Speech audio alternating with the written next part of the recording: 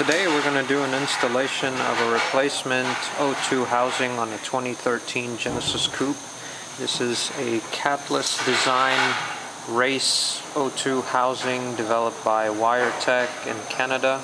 These are all handmade. You can see the weldings are all done handmade, the entire construction. Very good piece. Has place for the primary and secondary O2 sensors and mounting points for the stock heat shield. And so we're going to go through, we're going to do an installation. I'm here at my trusted mechanic shop, and it's going to bolt over to the 3-inch downpipe that's also supplied by WeirTech. And this port here I had custom put in order to connect my wideband sensor. So let's go ahead and get started. First step in doing this is go ahead and disconnect your primary O2 sensor and remove your stock heat shield by removing the bolts. The bolts, I can't get all the bolts on the video, but you'll find it when you dive in there to see it. One thing I'd like to point out is you're going to notice after you disconnect the other end of the O2 sensor, you're going to see that it's mounted to this bracket right here, and so you're going to have to work with it a little bit patiently to remove the wire loom off of this metal bracket right there where I'm pointing to. You get a good view of the wire loom. So that's one tip, one little gotcha so far that we're running into.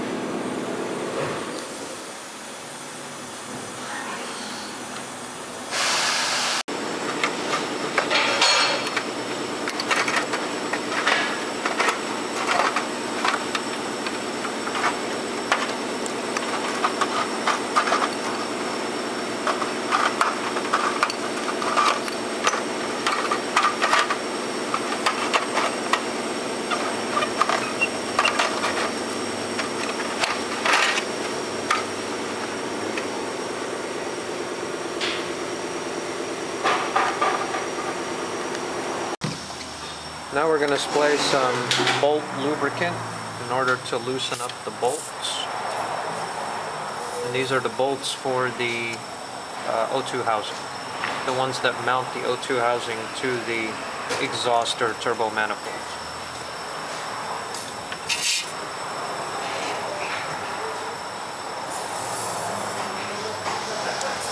Of course, you don't want to spray when the engine is completely hot or it'll catch on fire, but in this case it's cooled down significantly, so it's just a little bit of burn off. No big deal.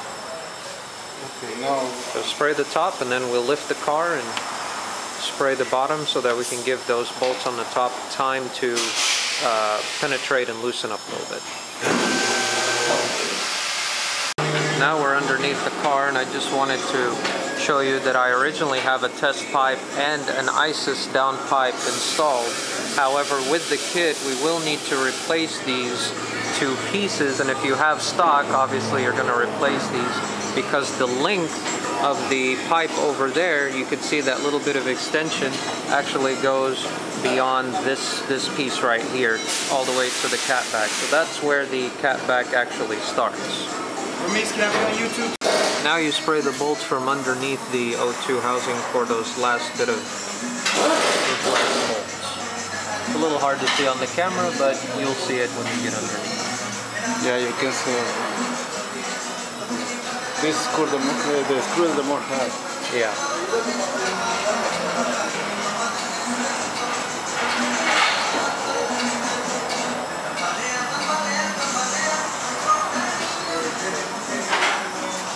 Now you let the penetrating oil, of course, soak in, and actually let me show you what I recommend as far as penetration oil. I'm using bought this can of PB Blaster penetrating spray oil. It's about $5 at your local parts store. It's highly recommended. This is even recommended by WeirTech.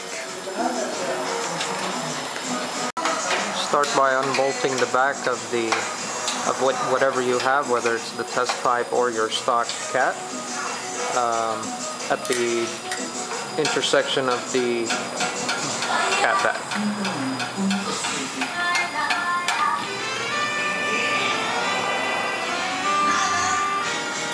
we're going to do is go ahead and take down this downpipe. We'll just unbolt those 2 bolts here, and unbolt the 2 bolts at the front here, and we take it down.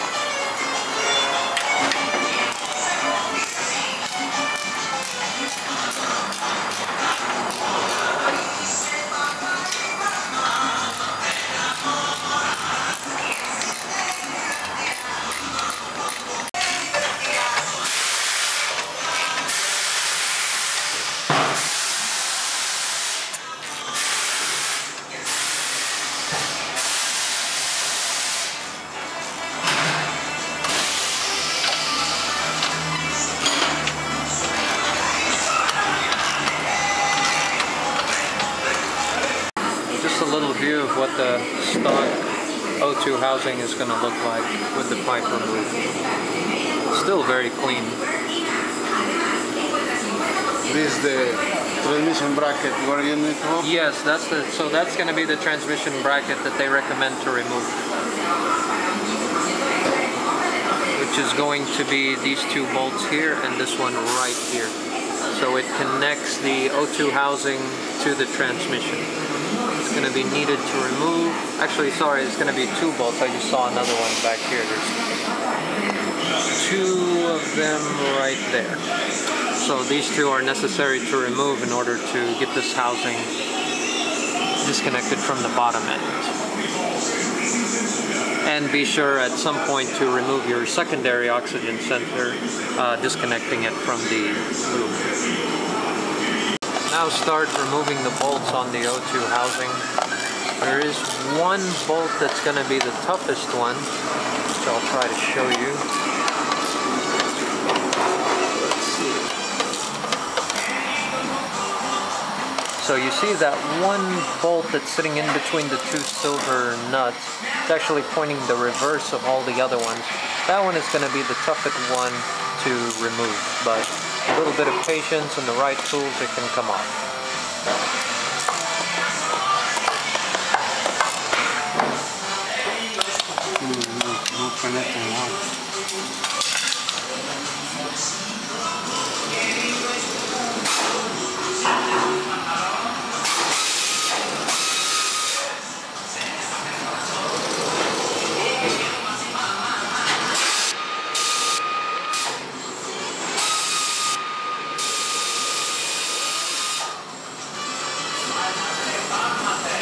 Of course, apply the lubricant spray as needed for those that did not quite budge, because you want to be very careful with these bolts and the gasket when removing. Now just remove the bolts from the top of the O2 housing.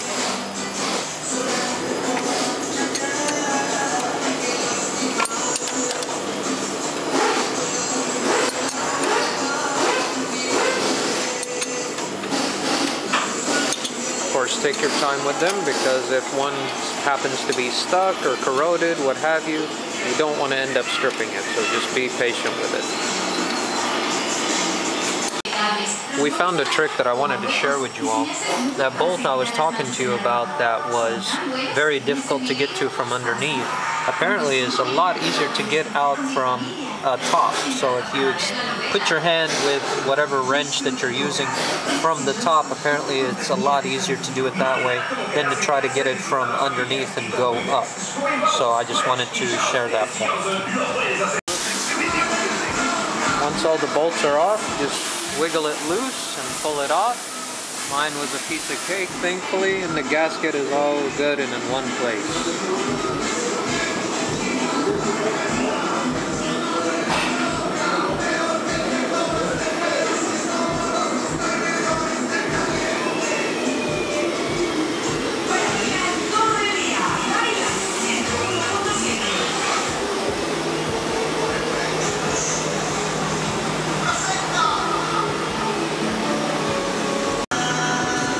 Now test fit and place the race or the high flow, well in this case it's going to be a race, so the race O2 housing, just set it in there.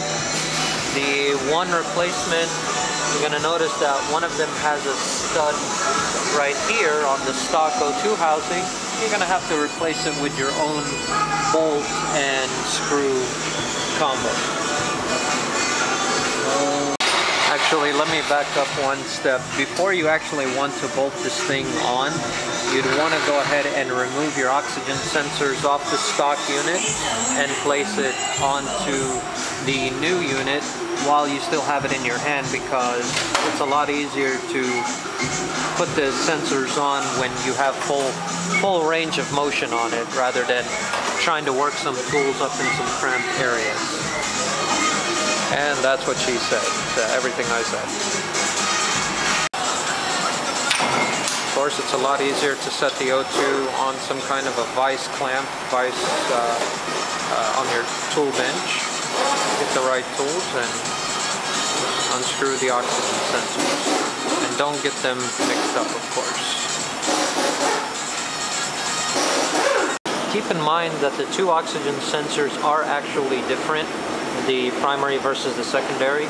So if you do get them mixed up and you do plug them into the correct ports, you will get a check engine light. This has actually happened to several members on the GenCoupe.com forums when a dealership had to replace the rattling noise wastegate, whatever they had to do. And in taking these parts off, they actually put the oxygen sensors in reverse because they didn't pay attention to detail. So avoid yourself the headache. Swap over the sensor one at a time. You won't have to remember anything. Now place the O2 housing, the race O2 housing back, and start to, once you test fit it, go ahead and start applying all the bolts and install that one extra screw with bolt combination in replacement of the stud.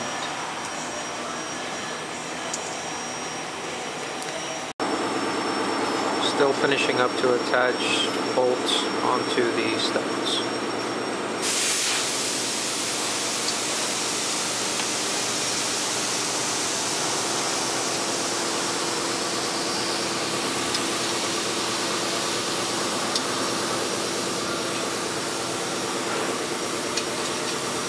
So how you put in the YouTube? You have to make a point? Now just attach the downpipe. It comes with the included hardware. It's a ring style clamp that goes up here to mate with both the race header and the included downpipe in the kit.